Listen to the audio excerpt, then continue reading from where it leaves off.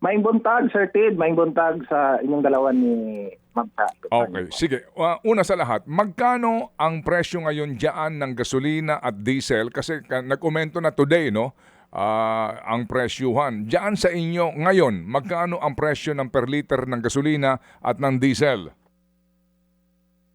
Actually, Sir Ted, no, inagahan talaga natin kaninang alas 5 ng umaga. Talagang lumabas tayo para tingnan yung presyuhan ng gasolina dito sa Butuan. Actually, Sir Ted, nagulat tayo kasi may diesel dito na umabot na ng 110 per liter. Yung pinakabababa, 99. Tapos yung ating mga regular gas dito, nasa 88 to 90 naman yung presyuhan, Sir Ted, dito sa Butuan. Talagang nashock tayo, nakita natin kaninang umaga, Sir Ted, paglabas natin. 110 diesel. Anong oil company ito? Nakuha mo ba?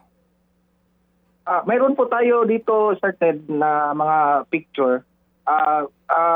Precisely, Sir Ted, yun yung mga big time, mga malaking fuel company natin. Sila yung medyo mataas. Meron naman yung mga maliliit, mataas din, Sir Ted. Karamihan halos pare-pareho lang ang presyuhan ng gasolina. Wow, 100 Gs ha. Ang sabi, June, staggered ito. Meron pa paparating bago mag-weekend ha. So araw-araw magdadagdag yan sila. Yan ang sitwasyon. Nagtataka tayo, Sir Ted, kasi kagabi nagpa-gas tayo. Nasa 80 plus pa lang yun kagabi. Tapos yung diesel, tapos 70 plus naman yung regular gasoline. Pero lumubo siya talaga this morning. Kaya ano na kayang mangyari particularly sa amin. Kasi usually hindi naman kami gumagamit ng diesel, pero mataas pa rin sa amin yung regular gas, Sir Ted, as far as experience natin mula nung pandemic. Oo nga, ang gas diyan 90 pesos, ano? Ang pinakamahal ka mo na naitala sa iyong pag-ikot kanina. Kumusta ang biyahe ng mga miyembro ninyo? Gaano karami ang iyong miyembro diyan sa Butuan at kumusta ang kanilang hanap buhay ngayon?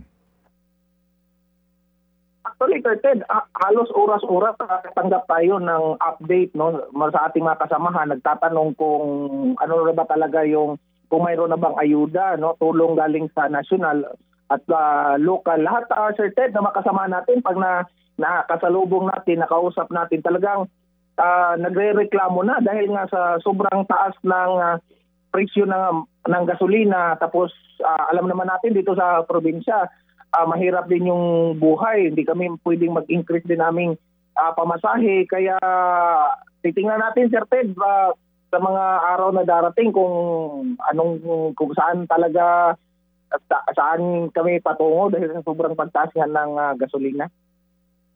O sige, bago muna itong ating tanong nga, no, tungkol sa ayuda na ito, saan eksakto yung gas station para mamaya mai-report namin kay Secretary Garin yung 100 Gs na ang diesel at 90 ang gasolina? Saan yan? Sa Butuan City mismo?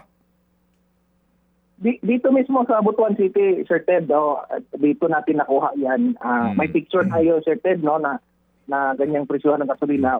As far as yung na-observe natin kanina, Sir Ted, 99 hanggang 110 yung presyuhan ng diesel, no, sa iba't ibang gasoline station dito sa Butuan. Sige, padala mo sa amin yung picture para mamaya maipakita namin kay Secretary Garin.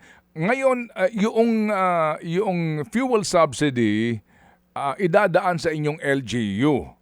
Fuel subsidy ito, ito ay galing muna sa DOTR. Meron na bang paramdam ang inyong LGU dyan para sa fuel subsidy? So far, Sir Ted, no, wala pa tayong narinig ni feedback, no, mula sa ating LGU with regards sa fuel subsidy. Yun din yung hinihintay namin kasi narinig na namin sa balita from national na mayroon na nga daw subsidy. Pero so far, Sir Ted, hanggang ngayon wala pa tayong narinig na ganyang tulong galing sa ating gobyerno. Oo, pero kayo ba nakatanggap na dati? Meron na bang record dyan yung LGU sa kung sino ang mga legitimate na miyembro ng TODA ninyo? Yan din yung pinasasama ng loob namin, Sir Ted, kasi naalala niyo dati during pandemic, meron na rin mga subsidy na ibibigay daw no sa amin, particularly sa tribe. Pero simula noon, Sir Ted, no, wala kaming natanggap na talagang galing sa gobyerno no na ayuda na fuel subsidy from national. So yun din yung pinoproblema namin. Baka marinig lang namin sa balita na mayroon talaga, pero sa actual wala namang dumating sa amin. Kaya pati dyan, Sir Ted, iniintay din namin at sinisiguro namin na kung mayroon talagang tulong, ayuda ang gobyerno, talagang aabot sa amin, hindi lang hanggang balita lang namin marinig. Hindi. So, magmula noon, wala pa talaga kayo natatanggap magmula nung pandemic na nagkaroon nga ng gantong subsidy, ang TODA dyan sa Butuan? Actually, Sir Ted, sa buong Caraga Region, Sir Ted, no? Kasi mayroon naman kaming grupo sa Caraga Region sa iba't ibang city. During pandemic, Sir Ted, mayroong kaming narinig na 1, 2, 3, tag 1,000 lang yun, pero ilang tao lang yun, di umabot ng 100 yun. I-compare mo sa ratio namin dito, ang dami namin dito sa, particularly sa amin, sa Butuan, Sir Ted, ang dami namin.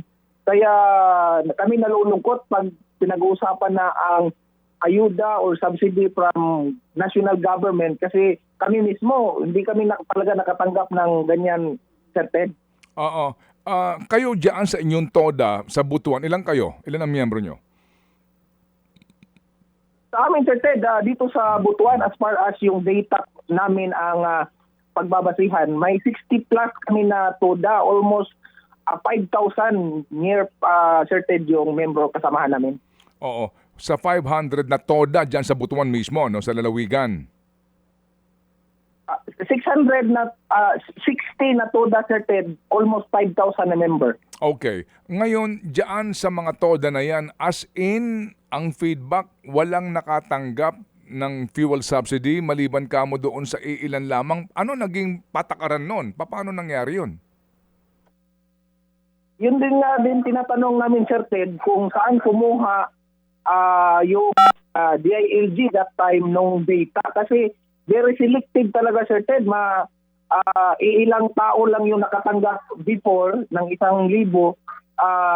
Kaya tinatanong namin, kaya ngayon din, pinag-isipan namin, binabantayan namin kung sakaling meron, saan sila kumukuha ng data. Kasi dati, Sir Ted, naalala namin, from LGU, ipapasa daw sa DILG, then DILG to DOTR. Yun yung narinig namin na posible. Kaya ewan namin kung saan nagka-problema doon, Sir Ted. Kaya kami medyo mag-iinit ang ulo namin pag pag-usapan na yung subsidiya ng gobyerno natin.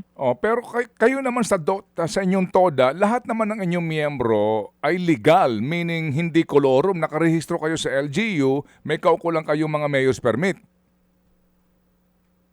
Sir Ted, out of 5,000, 3,000 plus, Sir Ted, ang may MTOP niyan kasi may mga lugar dito sa Butuan na under process pa yung mayor's permit nila. Pero almost more than 3,000, Sir Ted, mayroong MTOP yan, may franchise. Okay. Sige. So ngayon, eto naman, AX ang panggagalingan. Siguro alam nyo na, ngayon, ultimo ang presidente na andun pa siya sa distribution nitong ayuda sa Maynila, tatanggap ng 5,000 ang mga TODA sa Metro Manila. Ito ay galing sa DSWD. Diyan ba sa inyo ang DSWD? May paramdam na naghahanda na ng listahan ng tatanggap nito?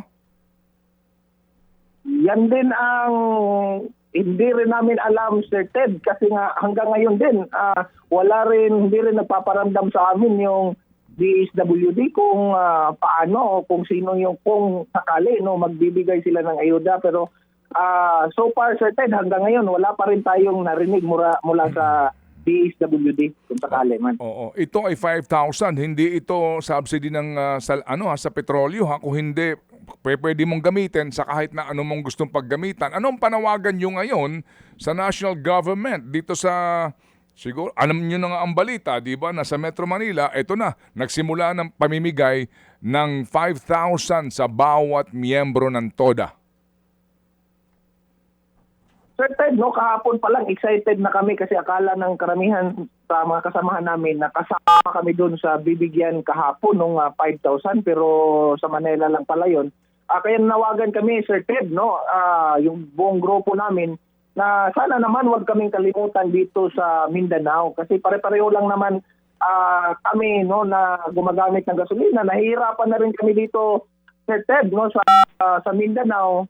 Kaya kami na nanawagan sa ating mga national leaders na wag naman sana kaming kalimutan. Kahit paano, Sir Ted, may ambag naman siguro kami sa lago ng ekonomiya natin sa Pilipinas, kahit kunting tulong lang po, no, para sa ating mga kababayan, mga drivers natin dito sa Mindanao, dito sa Butuan.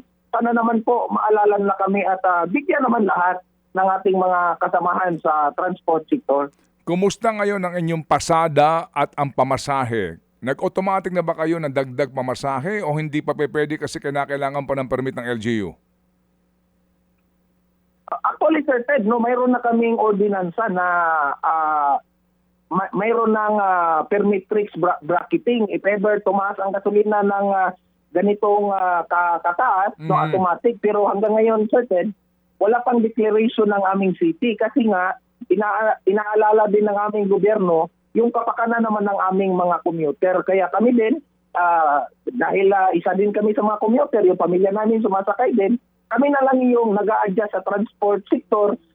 Kami na lang din yung nag-a-agree na wag na lang doon sa per increase, doon na lang tayo hingi ng kahit konting tulong sa gobyerno kasi alam naman namin, di lang kung maapektuhan, pati din kami certain at babalik din sa amin if ever hingi kami ng taas sa pasahe sa ngayon. Oo. Magkano ngayon dyan ang minimum fare sa Butuan City sa inyo? Sa TODA mo, magkano ang minimum pamasahe? 10 piso lang kami dito, Sir Ted, per 4 kilometer.